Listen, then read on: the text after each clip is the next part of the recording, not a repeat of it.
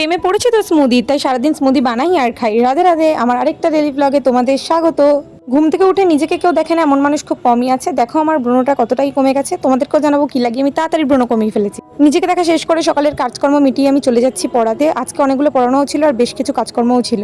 আমি একটুও খাই না, একটুও পছন্দ করি না। জানি এটা শোনার পর অনেকেই আমাকে কেলাতে আসবে, কিন্তু বিশ্বাস করো আমার পছন্দ হয় না। তাও আজকে আমি আমের শরবত বানাচ্ছি বা আমের স্মুদি বানাচ্ছি বলতে পারো। খালি হেলথকে ভালোবাসে নাক টিপে হলেও আমি এই আমটা খেয়ে নেবো আজকে, কিন্তু যেহেতু আমি খাই না তাই জন্য আমাকে এভাবে খেতে হচ্ছে। তোমরা আমের স্মুদি বা আমরস যাই বলো সেটাই বানাচ্ছিলাম আমি। মাদেরকে দুধ দিয়ে করে দিয়েছি আর আমি খালি দই দিয়ে খেয়েছি।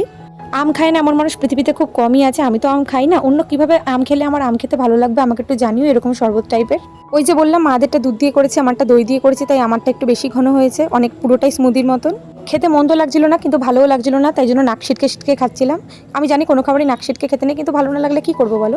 পড়ি ঠড়ি তারপর আবার বেরিয়েছিলাম বিকেলে একটু দরকারি কাজে।